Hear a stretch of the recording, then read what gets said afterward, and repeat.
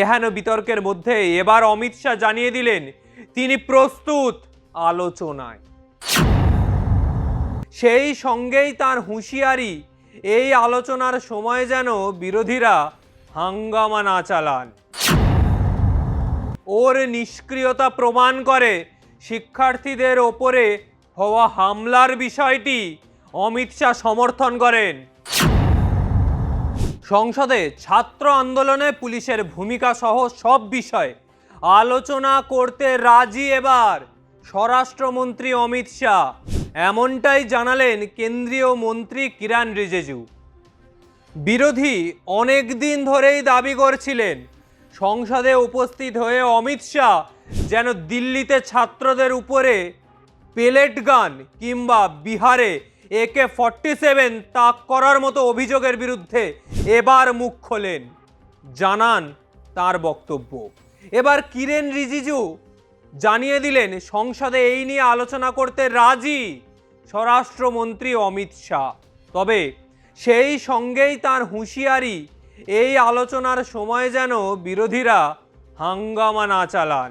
তার কথায় সরকারের প্রস্তাবটি অত্যন্ত স্পষ্ট যে তারা শিক্ষার্থীদের আন্দোলন এবং এই সংক্রান্ত কার্যকলাপ নিয়ে পূর্ণাঙ্গ ও বিস্তারিত আলোচনা করতে প্রস্তুত।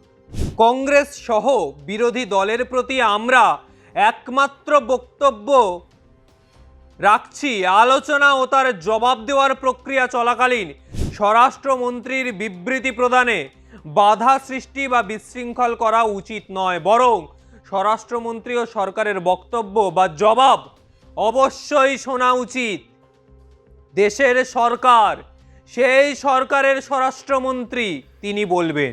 এর আগে ছাত্র আন্দোলন নিয়ে শাহের মন্তব্য কেন নেই, এই প্রশ্ন তুলে তাকে আক্রমণ করেন লোকসভার বিরোধী দলনেতা রাহুল গান্ধী। তিনি বলেছিলেন ওর নিষ্ক্রিয়তা প্রমাণ করে শিক্ষার্থীদের ওপরে হওয়া হামলার বিষয়টি অমিত শাহ সমর্থন করেন। তিনি কোনো তদন্তের নির্দেশ দেননি, এমনকি কোনো বিবৃতিও দেননি। তিনি সংসদে আসতেই চাননি এবং আলোচনার দাবিতে বিরোধী দলের পক্ষ থেকে প্রতিদিন যে প্রস্তাবগুলি পেশ করা হয়েছে সেগুলি সরাসরি খারিজ করে দেওয়া হয়েছে। এহেন বিতর্কের মধ্যে এবার অমিত শাহ জানিয়ে দিলেন তিনি প্রস্তুত আলোচনায়। सरकार का तरफ से बहुत ही साफ शब्दों में कह दिया है कि छात्र का आंदोलन और उसके गतिविधि जुड़े हुए जो भी चीज पूरा डिटेल में चर्चा करने के लिए सरकार तैयार है।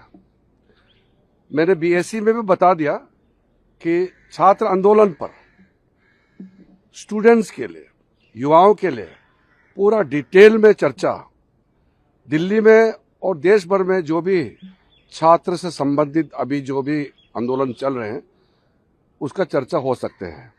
मेरा अनुरोध है कांग्रेस पार्टी और विपक्ष के साथियों को कि जब छात्र आंदोलन को लेकर के सरकार चर्चा के लिए तैयार है तो आप बिल्कुल चर्चा के दौरान हंगामा नहीं करेंगे और गृह मंत्री जी का, सरकार का जवाब पूर्ण रूप से पूरी तरह से सुनेंगे शांति से। ये भी आप विश्वास दिलाना पड़ेगा।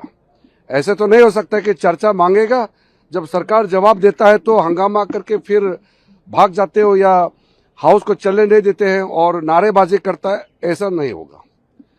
चर्चा करना है तो सही तरीके से चर्चा करना पड़ेगा। सरकार किसी चर्चा से, किसी भी मुद्दे से पीछे हटता नहीं है और आगे भी हम नहीं हटेंगे।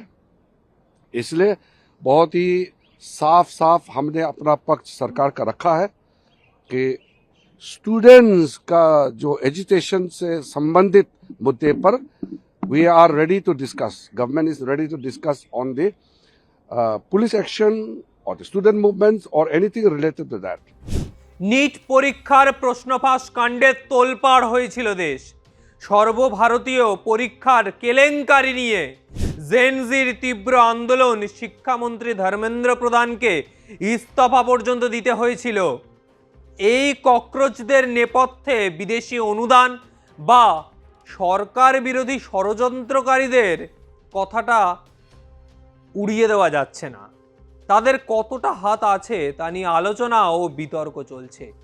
এই পরিস্থিতিতে সংসদে মুখ খুলে স্বরাষ্ট্রমন্ত্রী কি বলেন সেদিকে তাকিয়ে গোটা রাজনৈতিক মহল। কারণ যে পরিস্থিতিতে গোটা ভারতের জেনজিদের আন্দোলন দাঁড়িয়ে, একদিকে রাঁচি, কলকাতা, দিল্লি, নয়ডা, পুনে, হায়দ্রাবাদ, কোনো জায়গা বাকি নেই। সাগর থেকে পাহাড়, কাশ্মীর থেকে কন্যাকুমারী, মায়ানমার থেকে শুরু করে প্রতিটা জায়গা, প্রত্যেকটা জায়গা, কোনো জায়গায় বাদ নেই এই ছাত্র আন্দোলনের আঁচ পড়ার থেকে। প্রত্যেক জায়গায় এই ছাত্র আন্দোলনের আঁচ পড়েছে। কিন্তু সেই ছাত্র আন্দোলন কোনোভাবে কি সেই বাংলাদেশের কোটা সংরক্ষণ আইন, সেই কোটা সংরক্ষণ আইনের বিরোধিতায় আন্দোলন, যার ফলে উগ্রপন্থীরা ওই আন্দোলন হাইজ্যাক করে বাংলাদেশের সরকার ফেলে দিয়েছিল। বাংলাদেশে শেখ হাসিনার সরকারের পতন ঘটেছিল এবং তারপর বোঝা গেছিল আন্দোলন হাইজ্যাক হয়েছিল। সেইভাবেই কি, সেই পথেই কি এবার এগোচ্ছে ভারতের এই জেনজি আন্দোলন? যে জেনজি আন্দোলন কার্যত বিরোধী রাজনৈতিক শিবিররা হাইজ্যাক করে নিতে চাইছে। রাহুল গান্ধী, মমতা ব্যানার্জি থেকে শুরু করে বিরোধী প্রত্যেকটা নেতৃত্ব এই জেনজিদের আন্দোলনকে নিজেদের স্বার্থসিদ্ধির জন্য ব্যবহার করতে চাইছে। এই জেনজিদেরকে সামনে ঢাল হিসাবে ব্যবহার করে ভারতীয় জনতা পার্টির সরকারের পতন ঘটিয়ে নিজেদের ইন্ডিয়া জোটের সরকার, বা রাহুল গান্ধী স্বপ্ন দেখছেন কংগ্রেস ক্ষমতায় আসবে, আর সেই স্বপ্ন বাস্তবে রূপায়িত করার জন্য এই জেনজিদের ব্যবহার করছে বিরোধী শিবির। এই জেনজিদের ফান্ডিং থেকে শুরু করে তাদের আন্দোলন আজকের দিনে দাঁড়িয়ে হাইজ্যাক করে নিতে চাইছে বিরোধী রাজনৈতিক দলগুলি, যার জন্য এত দরদ উঠছে আজকে। ইন্দিরা গান্ধীর সময় দুর্নীতি হয়নি, মমতা ব্যানার্জির সময় নিট কেন, নিট না হয় ছেড়ে দিলাম, মাধ্যমিক উচ্চ মাধ্যমিকের প্রশ্ন ফাঁস হয়নি, প্রত্যেকটা সরকারের আমলে এরকম প্রশ্ন ফাঁস হয়েছে। কিন্তু আজ যখন জেনজিরা তাদের দাবি নিয়ে রাস্তায় নেমেছে, তাদের দাবি ন্যায্য, তারা স্বচ্ছ শিক্ষা ব্যবস্থা, স্বচ্ছ পরীক্ষা চাইছে, তাদের দাবি ন্যায্য, কিন্তু এই জেনজিদের মাথায় ছড়ি ঘুরিয়ে, এই জেনজিদের হাইজ্যাক করে আজকে প্রধানমন্ত্রী নরেন্দ্র মোদীর সরকার, ভারতীয় জনতা পার্টির সরকার ফেলে দিতে চাইছে এই বিরোধী রাজনৈতিক দলগুলি, যারা বর্তমানে বিভিন্ন রাজ্যে হেরে গিয়ে অতৃপ্ত আত্মার মতো ঘুরে বেড়াচ্ছে। তারা ভারতীয় জনতা পার্টির সরকার ফেলে দিতে চাইছে, আর সেই উদ্দেশ্যে আগামী সময় তারা এগিয়ে চলছে, এটা একেবারেই স্পষ্ট। আজকের মতো বিদায় নিচ্ছি। ভিডিওটা ভালো লাগলে অবশ্যই লাইক, কমেন্ট করুন, চ্যানেলটি সাবস্ক্রাইব করুন, আপনার মতামত জানান। আগামী সময় আর কোন কোন বিষয়ে ভিডিও দেখতে চান অবশ্যই জানাবেন। নমস্কার।